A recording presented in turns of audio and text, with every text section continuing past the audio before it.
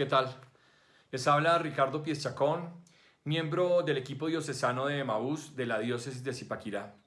Estamos en nuestro curso de formación básica cristiana Salterre, en el capítulo número 3 que ya iniciamos, ya pasó la lección número 1. El capítulo 3 es el lenguaje y la interpretación bíblica. Ahora vamos a entrar en la lección 2, que habla de las lenguas, manuscritos y versiones de las Sagradas Escrituras. Entonces, para entrar como corresponde, les pido nos unamos en oración. En nombre del Padre, del Hijo y del Espíritu Santo.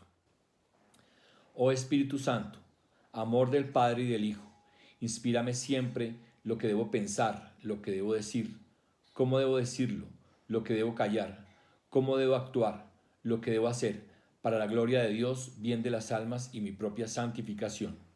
Espíritu Santo, dame agudeza para entender, capacidad para retener, método y facultad para aprender, sutileza para interpretar, gracia y eficacia para hablar.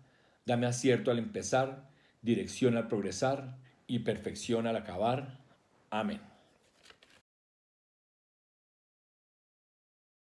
Antes de entrar en el detalle de las lenguas en las que fue escrito o en las que fueron escritas las Sagradas Escrituras, debemos tener claro la evolución de la escritura y del lenguaje de la humanidad.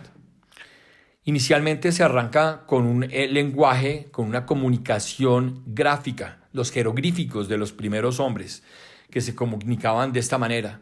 Y poco a poco esto va evolucionando en un escrito y un lenguaje muy gutural, muy de consonantes, muy de la garganta. Dentro de ese tipo de lenguaje podemos clasificar el arameo y el hebreo, en los que están escritas la gran mayoría de los libros del Antiguo Testamento.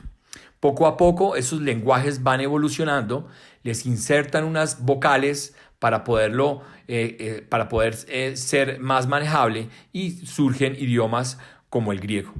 Ese proceso se da con muchísima frecuencia en la historia cuando unas comunidades invaden a otras y poco a poco les van quitando su mismo lenguaje, sus costumbres, y se van quedando en el pasado y se van eliminando esa parte de la cultura.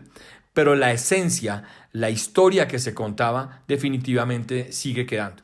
Entonces, entrando ya en lo nuestro, debemos iniciar con que el Antiguo Testamento está escrito principalmente en hebreo. Tengamos presente que el hebreo es solamente un lenguaje típico de una población extranjera, de una población nómada. No es un ciudadano hebreo, porque no existía un país o una ciudad Európolis o algo que se le parezca, sino era una característica de un pueblo que siempre era extranjero, de un pueblo nómada, como lo fue el pueblo original elegido por Dios, que es Abraham, que se desplaza con su familia desde Ur de Caldea hacia la tierra prometida, hacia Canaán, y después ese mismo pueblo va hacia Egipto cuando entra en una época difícil de alimentación y de hambruna. Entonces son rescatados por José, que ha sido nombrado por muchas situaciones, y termina siendo el consejero del faraón egipcio. Entonces, el hebreo es un lenguaje en el que está escrito principalmente todo el Antiguo Testamento, a excepción de algunas partes de los libros de Daniel, de Esdras, de Tobías y de Judith, que se combinan con el arameo, Daniel con el griego, y la totalidad de la segunda de Macabeos y Sabiduría, que son escritos en su totalidad en griego. Entonces, en el Antiguo Testamento, el 90 y pico % está escrito en hebreo, una parte de Daniel en arameo, una parte de Esdras en arameo, una parte de Tobías y de Judith en arameo, la totalidad de la segunda de Macabeos en griego y la totalidad de Sabiduría en griego. El Nuevo Testamento sí, todo está escrito en griego, a excepción, algunas versiones hablan que hay algunos apartes del Evangelio de Marcos o del Evangelio de Mateo en arameo, que fue el idioma que algunos dicen que fue hablado por Jesús y algunos de sus discípulos en su momento. Pero todo el Nuevo Testamento está escrito en griego. Bien, ahora hablemos de los manuscritos. Y para arrancar con este tema, tenemos que tener muy en claro que para la época de Jesús, quienes eran responsables de las copias de las Sagradas Escrituras eran los escribas. Ellos eran los encargados de hacer copias fidedignas de esa tradición inicialmente oral, de esa tradición que venía escrita en pergaminos, porque solo hasta la época de Jesús estaba arrancando el tema del papel.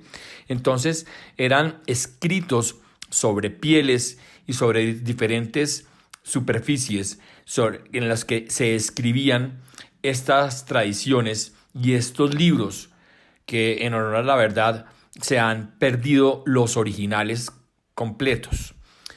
Ni siquiera los evangelios, el evangelio escrito por Lucas o por Juan no existen. Las fuentes iniciales, las fuentes originales no existen. Existen son diferentes partes de diferentes manuscritos de esos que los escribas hacían en copias y los mandaban a las diferentes comunidades. A través de los siglos y de la historia, pues se fueron perdiendo batallas, invasiones, accidentes, una cantidad de cosas que hacían que estos pergaminos se perdieran. Y en la medida que también iban apareciendo nuevas formas de escritura, ya no sobre pieles, sino sobre papel, pues entonces se iban desechando esos pergaminos originales, esos manuscritos originales. Entonces se fueron perdiendo en la historia. Se han rescatado y se rescataron algunos manuscritos que poco a poco se fueron armando y consolidaron lo que son los evangelios completos. Esto se da, como lo sabemos, hacia el siglo IV, bajo el papado de Dámaso I. Es en ese momento cuando ya se ha hecho esa tarea y se establece ese canon. Entonces, los manuscritos que encontramos hoy, inclusive muchos siglos después, lo que hacen es darnos a nosotros una verificación de lo que está escrito es verdad. Manuscritos del Antiguo Testamento hay numerosos. Los rabinos que los copiaban, que hacían las diferentes copias para las diferentes comunidades, tenían como guía unos textos sagrados y tenían que hacerlos iguales a los anteriores. Entonces, por eso encontramos diferencias mínimas entre un manuscrito y otro.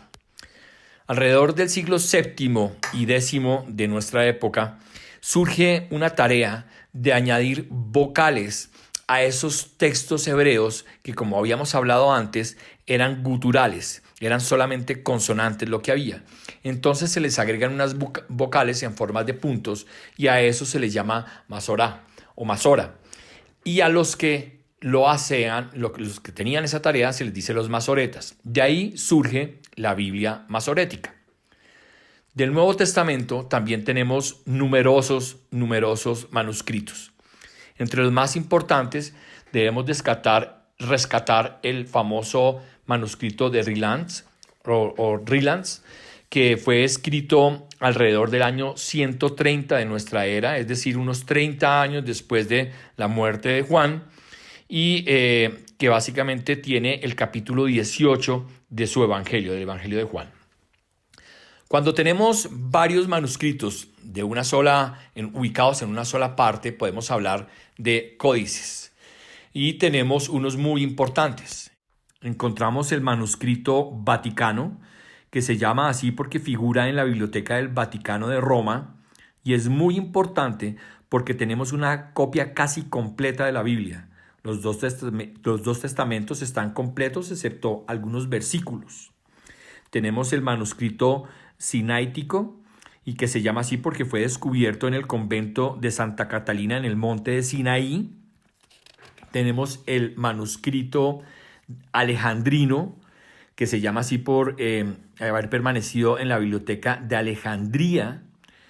Y también tenemos unos manuscritos muy importantes, que son los manuscritos de Qumran, que fueron descubiertos en 1947 por un pastor que estaba explorando en las cuevas del Mar Muerto, cerca de Jericó, en un lugar que se llama Qumran, y encontró dentro de unas vasijas cerca de 600 manuscritos. Todos los libros que estaban en los manuscritos de Qumran, que se cruzaron contra los libros que están dentro del canon católico, coincidieron. Entonces, con una diferencia de 1800 años y sin manos que los hubieran tocado, los hubieran cambiado, lo que logra hacer este descubrimiento es verificar que lo que está escrito no ha sido manipulado ni por la iglesia ni por ninguna otra persona. Estos manuscritos parece pertenecieron a una biblioteca de un monasterio de los esenios, que eran una especie de monjes judíos que estaban durante la época de Jesús. Inclusive fueron los que no estuvieron de acuerdo con la revuelta de los macabeos. Entonces ellos no querían ningún tipo de violencia y se aislaron un poco de la comunidad. Ellos tenían esa biblioteca y esa biblioteca parece es la que se encontró en las tumbas de Qumran. Para terminar vamos a hablar de las versiones de la Biblia. Hay muchas versiones, demasiadas versiones, pero las más relevantes y las más importantes son las de las que vamos a hablar ahora. Primero tenemos que volver a hablar de la versión de los 70, la versión de los 70 que fue una traducción hecha al hebreo por los 70 sabios en el año 3, entre el año 3 y 1 antes de Cristo. Y esta versión de la Biblia es muy importante para nosotros porque es la versión que se utilizó durante la época de Jesús, la que utilizaron ese canon judío, la que utilizaron los apóstoles y la que utilizaron las primeras comunidades cristianas. Luego, en el siglo IV, por San Jerónimo, se tradujo la Biblia al latín, por la misma necesidad que en algún momento se pasó del hebreo al griego, pues ahora ya la humanidad ha cambiado y ya el latín es la lengua que más se utiliza y la más cercana a todos. Entonces, por esto, San Jerónimo hace esa traducción y se llama la Biblia Vulgata. Esta Biblia Vulgata es acogida en el Concilio de Trento y desde entonces es la Biblia que nos describe a nosotros. A partir de esta se han sacado muchísimas versiones como la Biblia de Jerusalén, la Biblia de Jerusalén, entre otras. La Biblia Nácar y todas, pero principalmente parten de esta Biblia, de esta traducción de San Jerónimo hacia el siglo IV. Hay algunas Biblias ecuménicas que a partir del Concilio Vaticano II, donde se trata de hacer una unión dentro de todos los credos que apuntan y que creen en Cristo. Entonces se trató de hacer una Biblia ecuménica en la que participan en la traducción diferentes especialistas de credos cristianos, no necesariamente católicos. Entonces aquí podemos encontrar pues los católicos, los protestantes, los bautistas, los metodistas e inclusive algunos judíos. Esto se busca, la intención de esto era que la palabra de Dios es solo una, pero la verdad es que nuestra iglesia busca que todos se acerquen a la verdad, porque la verdad es solamente una, solamente la verdad es una y la verdad no se puede cambiar. Entonces lo que se ha buscado es que ellos se acerquen y se den cuenta de la realidad. Inclusive la Biblia protestante, la Biblia la Valera, la Reina Valera, ha sacado una versión en la que le ha incluido los 7 libros que antes le había sacado y ahora dicen que para no tener problemas pues le incluyen esta versión en un cumpleaños de esa Biblia. Entonces, la Biblia ecuménica lo que quiere es, o estos movimientos ecuménicos quieren que todos apuntemos hacia la única verdad, pero la verdad es la que profesamos en nuestra iglesia y esa verdad es la que no se puede cambiar de ninguna manera. Bien, este es el fin de la lección 2 del capítulo 3. Espero que hayan encontrado cosas productivas o hayamos repasado en cosas que ya sabíamos, pero que de pronto se nos han perdido un poquito en el camino. Muchas gracias, nos vemos en la próxima. Chao.